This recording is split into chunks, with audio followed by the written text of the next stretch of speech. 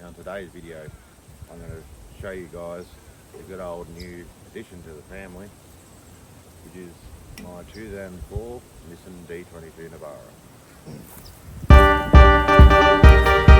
With the D22 Navara, we've got a standard Nissan Deluxe winch bar on it, with a 7-inch pin spotlights on it, standard headlights, light on stuff. I bought it off an old gentleman in Navara, up where I live.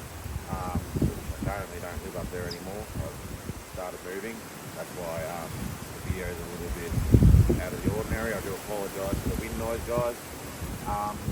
Also, not only was it owned by an old gentleman, this car has got extremely low cage. As you can see, it is completely grandpa spec. Never had a UHF aerial on it in its entire life since the bloke I bought it off. Obviously, as we do on my channel, the first modification was a UHF aerial. The next one next to it is an AM/FM radio booster. We come around to the side here. We've also got a factory Nissan bonnet protector. We've got a good friend of mine, Ash, from Cape Amron, which you'll see in my channel a lot more often. Come around the side here, we've got some aftermarket indicators which I then did purchase for it. It's got some stock standard 205/75 R16 tyres on it. The front are brand new, the rear ones were just recently replaced because the rear ones were a bit dry rotted and a bit crappy. So we'll go around the other side. Coming on to the passenger side, guys. Nothing special, as you guys can see. Still same thing. 205/75 R16 wheels and tyres. The other indicator, which is an aftermarket one, put new wiper blades on the old girl, as you know, they'll be old and crusty. It's got the standard Nissan mirrors on it. It is only a DX, and it's got the 90 ZD30, which we'll get into very shortly. Got some glued on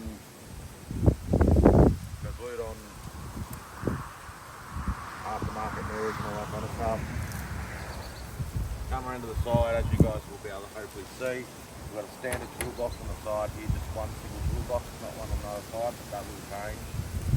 This is a standard one that needs to be repainted. It's got some stickers and stuff in it. Got some of my bits and pieces inside there that I might need. I have my fridge in the back of it. I've never had a fridge, never had dual battery, something like that. So I've got my King's 50 litre fridge freezer.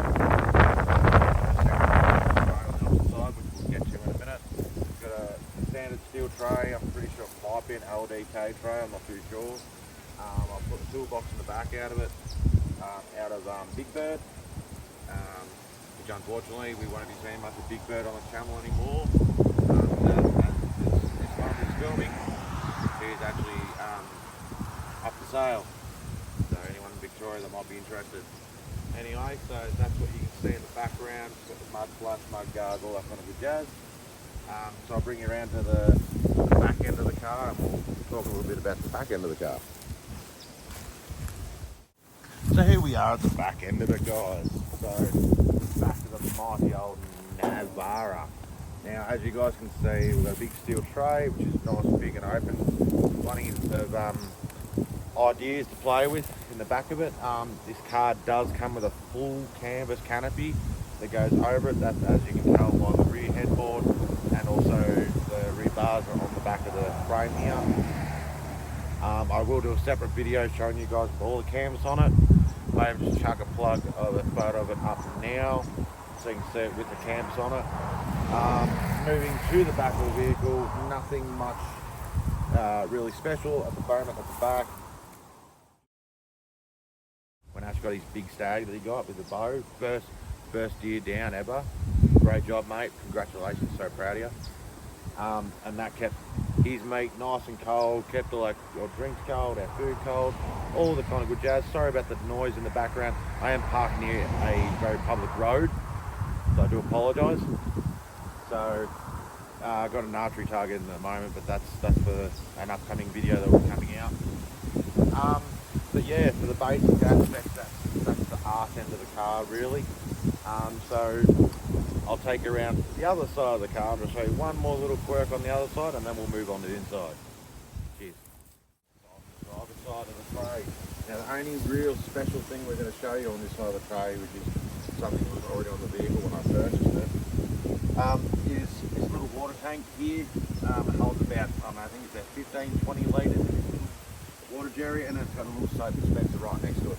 Perfect for washing your hands when you're field dressing an animal and all that kind of good jazz. But that's the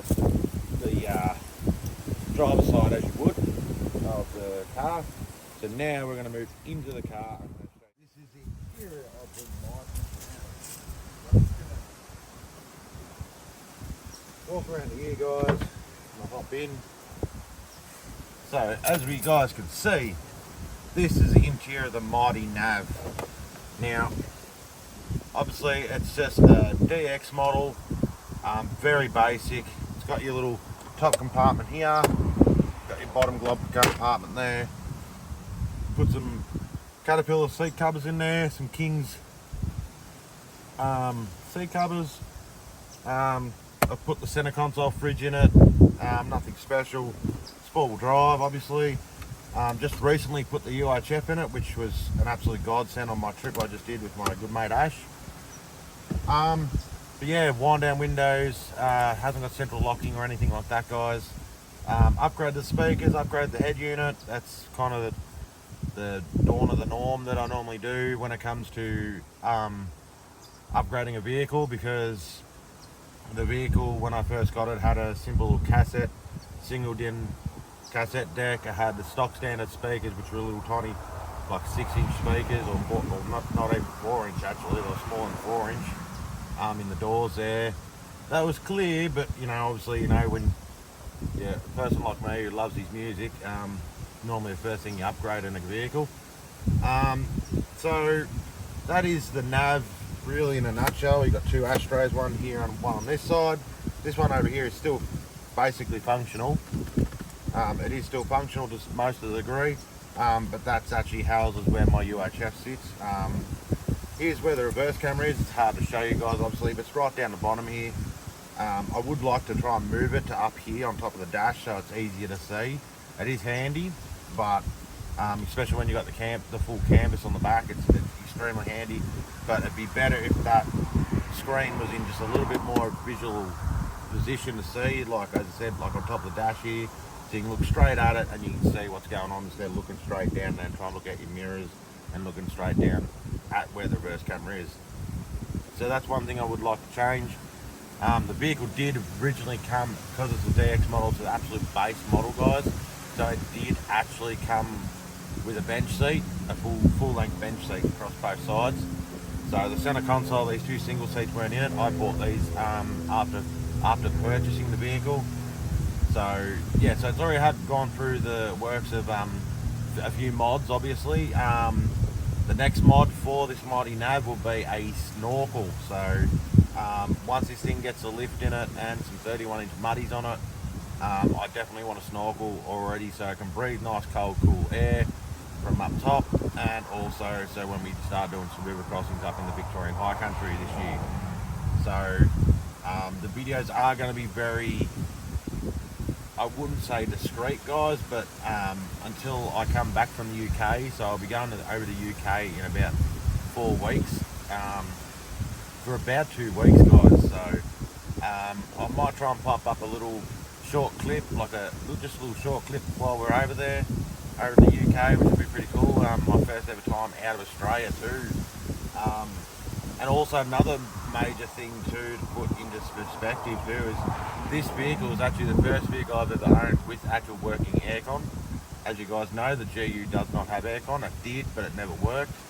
And obviously, as you guys know, Big Bird never had aircon. Even from the factory, they never came out with aircon. It was a very expensive aftermarket accessory, so it wasn't a necessity because it was a work use. But yeah, this Nav, I bought off the old bloke in Benalla. I'm not going to name names, but if he does see this video, he'd be quite proud to see where this car's come so far. Also, another major thing for me too, guys, is this is probably one of the most lowest kilometre vehicle I've ever owned. So I'll chuck a video, I'll chuck a photo up for you guys. I'll chuck a photo up for you guys. Sorry, the door just jammed against the tripod, so hopefully you guys can see half decently.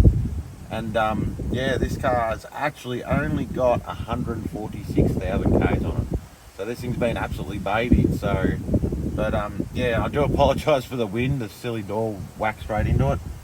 But yeah, guys, I hope you guys enjoy and welcome the Nav to the channel, and look forward to putting more content out there for you guys. Doing some modifications on the mighty old Nav, as well as the GU. The GU's got a few mods coming up for it, hopefully in the next 6 months after we're back from the UK.